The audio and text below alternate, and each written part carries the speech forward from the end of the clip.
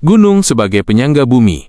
Bayang-bayang di lereng, kabut pagi biasanya jatuh pelan di lereng Gunung Manjani seperti selendang putih yang ditinggal Dewi. Tapi pagi ini, kabut itu absen. Udara kering menggantikan kelembaban yang biasa memenuhi paru-paru. Raka berdiri di ujung pematang, matanya menatap ke arah rimbun hutan yang mendadak tampak kusam. Daun-daun merunduk lesu, dan suara burung-burung tidak lagi riuh seperti biasanya. "Lintang," katanya pelan, pada gadis yang berdiri tak jauh di belakangnya. "Kau merasakan yang sama?" Lintang menyipitkan mata. Angin timur tidak datang, dan air di pancuran sudah kecil sejak seminggu lalu. Mamina bahkan tidak bisa menanak nasi pagi ini. Raka mengangguk. Ia menyimpan kekhawatiran itu sejak kemarin. Di antara bukit kecil dan lereng curam, desa mereka mengandalkan satu sumber mata air yang berasal dari pelipir gunung. Tapi akhir-akhir ini, air itu menipis. Bahkan malam tadi, ia mendengar suara gemeretak di tanah, seperti gunung tengah mengadu sakit yang tak bisa ia ungkapkan dengan kata. Dulu kakek pernah bilang, lanjut Raka, suaranya makin lirih, jika kabut tak lagi turun, itu tandanya gunung tengah resah. Dia mungkin murka. Lintang menatapnya. Kau percaya itu? Aku tidak tahu. Tapi, kakek adalah juru kunci. Ia tahu sesuatu yang tak tertulis dalam buku, tak terdengar oleh orang biasa. Lintang menarik napas panjang. Ayahku bilang, orang-orang kota akan membangun jalan baru ke atas. Konon katanya untuk wisata. Tapi aku dengar, ada alat berat yang sudah dibawa ke hutan. Mata Raka membelalak. Jalan ke atas, tapi itu kawasan keramat, tak sembarang orang boleh lewat. Lintang mengangguk, matanya gelisah. Mereka menyebutnya pengembangan desa wisata. Raka menunduk. Tanah di bawah kakinya terasa dingin, tapi tidak menenangkan. Ada getar halus yang menjalar seperti detak jantung raksasa yang tertidur, atau mungkin sedang terluka. Di rumah, ia mengendap ke lumbung tua peninggalan kakeknya. Peti kayu berukir daun pakis terbuka dengan derit lembut. Di dalamnya, tersimpan gulungan kain tua yang membungkus peta lusuh. Di ujungnya, tertulis dengan tinta hitam. Punggung bumi adalah nadi segala kehidupan. Siapa yang mengkhianatinya akan kehilangan air, udara, dan hidupnya sendiri. Raka menggenggam peta itu. Hari ini, ia hanya remaja biasa, tapi jauh di dalam, ia merasa dipanggil oleh sesuatu yang lebih besar. Dari kejauhan, burung elang terbang rendah, memutar sekali sebelum menghilang ke balik pepohonan yang tampak makin sedikit daunnya. Dan gunung, diam-diam, mulai membuka mata. Peta tua dan suara lembah, malam tiba dengan langkah yang berat. Angin membawa debu halus dari arah puncak, dan daun-daun pinus berdesir seperti berbisik sesuatu yang tak dimengerti manusia. Raka duduk di bawah lampu teplok, membentangkan peta tua peninggalan kakeknya di atas tikar pandan. Kertasnya rapuh, berwarna coklat keemasan seperti tanah kering yang haus. Lintang datang membawa termos teh. Kau yakin itu bukan sekadar gambar anak-anak? Godanya, setengah serius. Raka tersenyum tipis, tapi matanya tetap tertuju pada lingkaran di tengah peta. Di situ tertulis, Telaga Jantung, tempat roh gunung bersemayam. Aku pernah dengar kakek menyebut itu, gumam Raka. Katanya, jika gunung mulai sakit, hanya dari telaga jantung kita bisa tahu penyebabnya. Di mana itu? Tanya Lintang, duduk bersila di sampingnya. Tak ada di peta biasa, tapi lihat ini. Ia menunjuk garis tipis yang menjalar dari bawah ke atas, melalui simbol pohon tua dan batu berbentuk bulan sabit. Ini jalur lama, jalur juru kunci. Lintang menatap dengan takjub. Kau yakin kita bisa ke sana? Tak tahu, tapi rasanya aku harus mencoba. Malam makin larut. Lintang pulang, dan Raka mematikan lampu teplok. Saat itulah, suara itu datang. Bukan suara orang, bukan juga binatang, tapi gema jauh dari perut bumi. Seperti erangan dalam mimpi. Lembut namun jelas, menggema di dalam pikirannya. Kami tak bisa menahan lebih lama. Air kami dirampas, akar kami dicabut, dan kami mulai goyah. Wahai penjaga darah kami, dengarkan. Raka terbangun dengan keringat dingin. Ia berdiri, membuka jendela. Gunung Manjani tampak gelap, namun di satu titik di lereng, cahaya kehijauan samar tampak menyala, seperti suluh di tengah laut kabut. Pagi harinya, ia dan Lintang naik ke bagian hutan yang nyaris tak pernah dikunjungi lagi. Mereka melewati ladang tua, menembus semak dan perdu, mengikuti jejak samar dari peta tua. Di tengah jalan, mereka menemukan pohon besar yang telah tumbang. Di akarnya, tanah retak dan keluar cairan kehitaman bukan air, tapi seperti getah busuk. Di sekelilingnya, serangga mati bertumpuk. Lintang, suara Raka tercekat, gunung menangis. Lintang memegang lengannya erat. Kita harus sampai ke Telaga Jantung sebelum semuanya terlambat. Langit mendung, angin mulai kencang, dan dari kejauhan, terdengar suara gemuruh samar, bukan guntur, tapi seperti suara tanah yang digali. Langit seperti hendak runtuh ketika Raka dan Lintang mencapai batas hutan tua. Aroma tanah yang dulu harum kini bercampur dengan bau logam dan solar. Di kejauhan, terdengar bunyi logam bergesekan grek disusul dentuman berulang. Mereka mendekat dengan hati-hati. Di balik semak, keduanya melihat pemandangan yang mematahkan dada. Alat berat kuning mencabik-cabik tubuh gunung. Lereng yang dulu hijau, kini memerah seperti luka terbuka. Pohon-pohon tua tumbang begitu saja, dan jalur air alami berubah menjadi parit lumpur. Ya Tuhan, bisik Lintang. Mereka menggali tulang gunung. Raka mengepalkan tangan. Dadanya sesak. Ayahku, dia bagian dari proyek ini. Lintang menoleh. Mandor tambang? Raka mengangguk. Perlahan. Aku ingin percaya ia hanya mencari nafkah. Tapi ini terlalu jauh. Saat mereka hendak mundur, terdengar suara berat dari belakang mereka. Kalian tidak seharusnya ada di sini.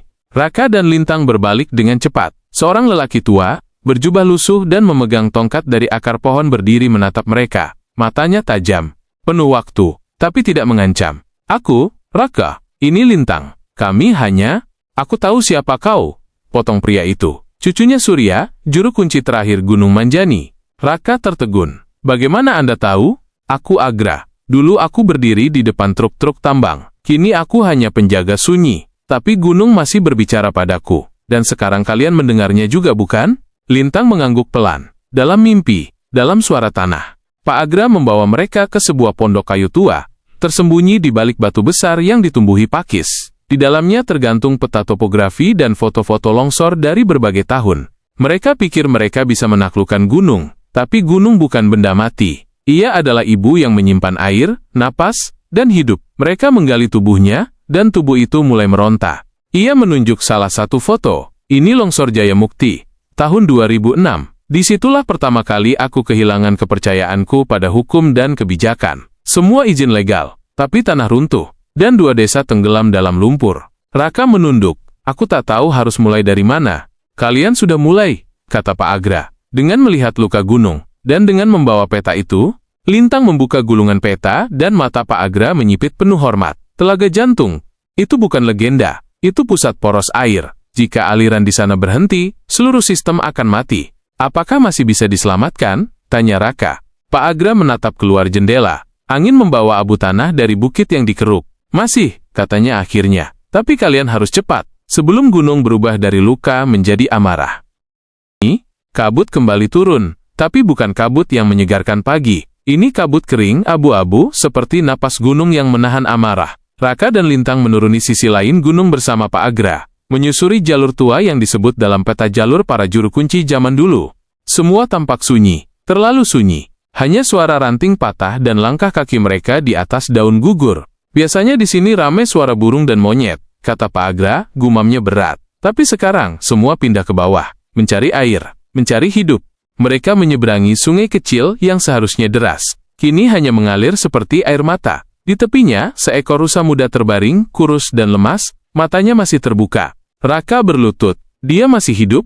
Lintang menyentuh tubuh rusa itu. Hangat, tapi lemah. Ia menarik botol air dari tasnya dan menuangkan sedikit ke mulut hewan itu. Rusa mengedip, lalu memalingkan wajah, seakan tahu air itu bukan berasal dari sumber aslinya.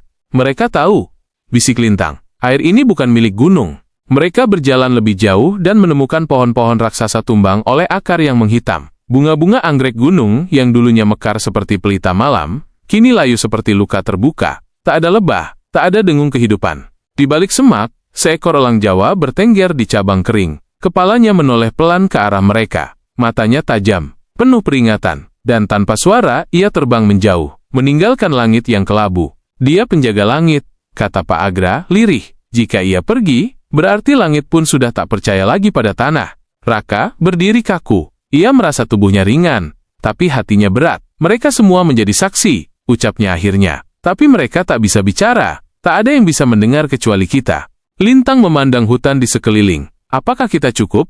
Pak Agra menatap mereka bergantian. Jika kalian masih bisa merasakan kesunyian ini sebagai teriakan, maka kalian cukup. Di tengah perjalanan pulang, hujan turun tiba-tiba. Tapi tak seperti biasanya. Hujan ini keras, deras, mengguyur tanah yang sudah rapuh. Mereka berlindung di bawah batu besar, menyaksikan bagaimana tanah mulai meluncur pelan dari lereng, membawa dedaunan dan serpihan akar. Gunung menangis, tapi air matanya kini menjadi longsor kecil. Langit belum benar-benar cerah ketika Raka turun dari hutan. Bajunya masih basah oleh hujan semalam, tapi bukan itu yang membuatnya gemetar. Di dalam pikirannya, gambaran tentang rusa sekarat, elang yang terbang menjauh, dan akar-akar hitam terus memutar seperti bayang-bayang dosa yang bukan miliknya, tapi yang kini harus ia tanggung.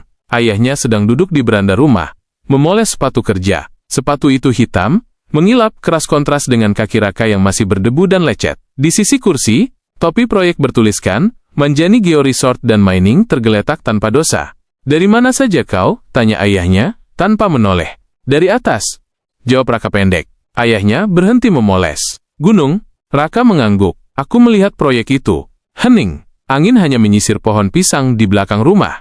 "Kau belum tahu apa-apa, Raka," kata ayahnya akhirnya. Suaranya tenang, tapi ada letupan marah yang ditekan. "Kami membangun masa depan. Jalan baru, lapangan kerja. Apa yang salah dari itu?"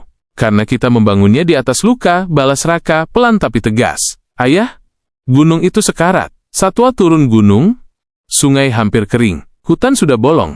Ayahnya berdiri. "Kau bicara seperti almarhum kakekmu. Romantis. Tapi dunia tidak hidup dari romantisme. Dunia butuh makan. Dan makan dari tanah mati?" sergah Raka. "Ladang kita akan tandus kalau airnya habis. Apa gunanya jalan kalau tak ada desa yang bisa hidup di ujungnya?" Ayahnya menghela napas panjang. "Kau tidak mengerti, Raka. Aku pernah jadi petani. Kau tahu berapa harga satu karung padi hari ini? Kami tak bisa hidup dari tanah saja. Kami perlu pilihan."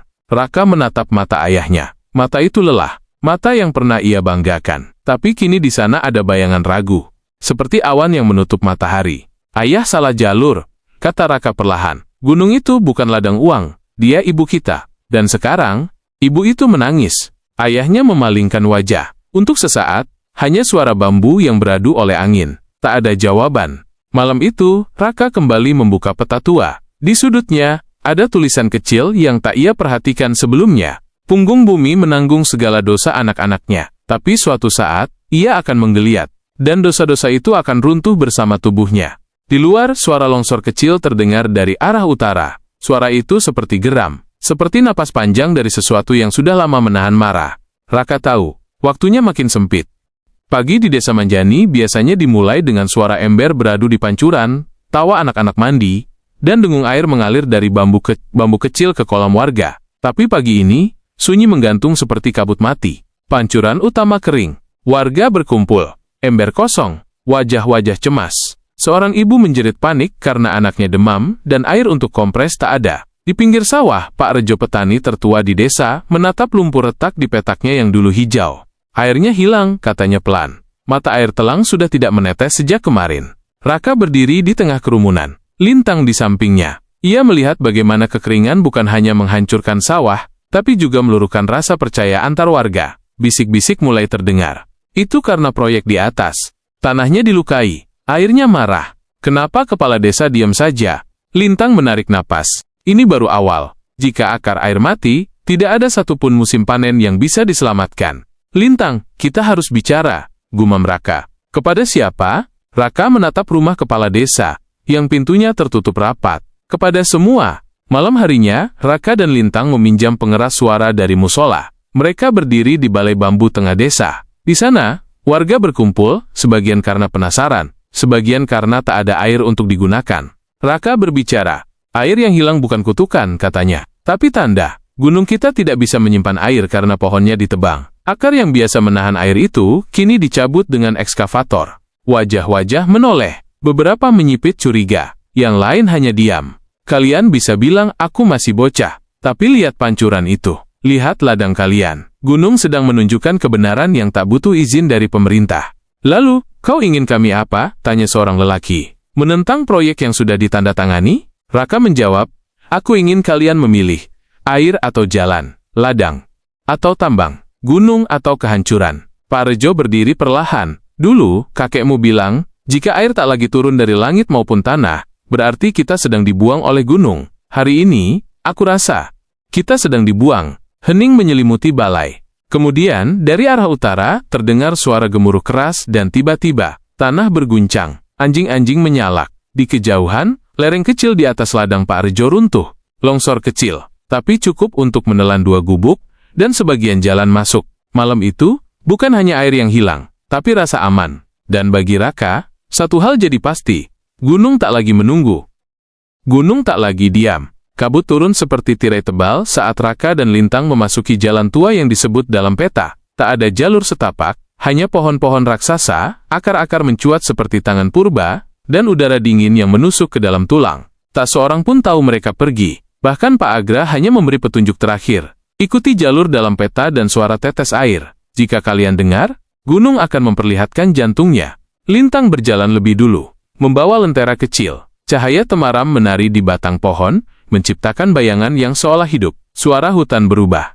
Tak lagi sunyi, melainkan berdenyut. Ada detak, irama, seperti nadi, seperti jantung. Raka, dengar itu, bisik Lintang. Ia mengangguk. Detak itu makin kuat tiap langkah mereka mendekat. Tiba-tiba mereka sampai di celah batu besar berbentuk setengah lingkaran, ditumbuhi pakis dan lumut yang diterangi bulan purnama. Di atasnya terukir simbol lama. Spiral mengelilingi titik hitam. Ini pintu telaga jantung, desah Raka. Mereka masuk. Di balik celah itu, pemandangan yang menakjubkan. Tanahnya hitam lembab, dikelilingi pohon raksasa yang membentuk lingkaran alami. Di tengahnya, telaga kecil selebar kolam tampak tenang, tapi airnya berpendar lembut dalam cahaya hijau kebiruan. Tak ada suara burung, tapi udara terasa hidup. Mengamati, menunggu. Mereka mendekat. Raka berlutut di tepi air. Air itu jernih, tapi saat ia menatap ke dalam, ia melihat sesuatu. Gambaran-gambaran pohon yang tumbang, anak-anak memikul air dari bawah tebing, longsor menelan rumah, dan wajah ayahnya yang penuh penyesalan. Kemudian, suara itu datang, bukan dari luar, tapi dari dalam hati. Kau anak tanah, tapi darahmu juga darah besi. Kau bisa memilih menjadi warisan atau peringatan. Jangan terlambat. Raka menarik napas berat. Air mata menetes tanpa sadar. Lintang memegang bahunya. Apa yang kau lihat? Ia menjawab, aku melihat gunung. Dan apa yang akan terjadi jika kita diam? Lintang menatap ke telaga. Lalu apa yang kita lakukan? Raka berdiri. Kita harus pulang. Tapi bukan untuk menyerah. Untuk menyadarkan. Mereka meninggalkan telaga. Membawa satu keyakinan baru. Gunung telah berbicara. Kini giliran manusia mendengarkan. Saat mereka keluar dari lingkar hutan, suara keras terdengar dari kejauhan. Longsor. Kali ini bukan kecil. Awan debu naik ke langit. Raka menoleh. Gunung tak lagi diam. Dilema darah dan tanah, Desa Manjani dalam keadaan genting. Longsor semalam menutup akses utama ke ladang, menimbun 3 rumah di bantaran. Tidak ada korban jiwa, tapi tanah tak lagi bisa dipercaya. Orang-orang mulai mengungsi ke dataran lebih rendah. Suasana dipenuhi kecemasan, kemarahan, dan pertanyaan tanpa jawaban. Raka berdiri di depan rumah ayahnya dengan jantung berdetak seperti genderang perang. Di tangannya tergenggam peta tua dan secarik foto dari telaga jantung. Ia tahu ini bukan lagi tentang bicara pelan. Ini saatnya memilih. Ayahnya ada di dalam, sedang duduk sendiri. Tatapannya kosong. Di depannya, map proyek terbuka, sebagian kertasnya basah oleh air hujan yang merembes dari atap. Ayah, Raka memulai. Aku datang bukan sebagai anakmu, tapi sebagai penjaga gunung. Ayahnya tak menjawab.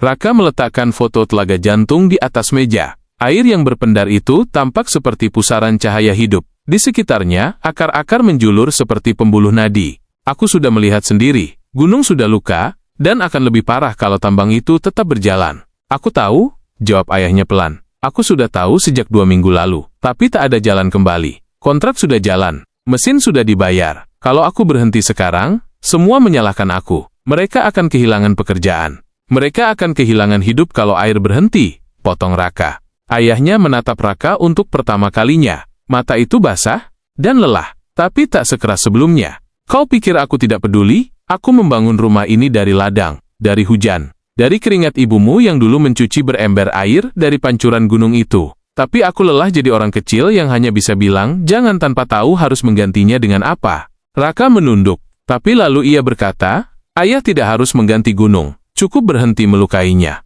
Sunyi. Ayahnya berdiri, berjalan ke lemari tua, dan mengeluarkan kotak kayu yang pernah disimpan kakeknya. Ia membukanya. Di dalamnya, ada kain hitam dengan sulaman benang perak membentuk lambang spiral, simbol penjaga gunung. Ini, dulu milik ayahku, katanya lirih. Ia ingin aku jadi juru kunci, tapi aku memilih pergi ke kota, mencari yang katanya lebih pasti. Ia meletakkan kain itu ke tangan Raka. Sekarang, kau yang lebih layak memegangnya. Raka menggenggam kain itu seperti janji.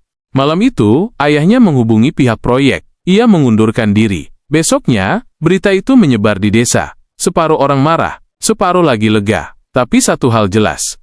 Gerakan sudah dimulai. Lintang datang dengan kabar dari atas. Pak Agra sudah ajak dua pemuda ke hulu sungai untuk mulai menanam kembali bibit pohon. Kita mulai dari akar.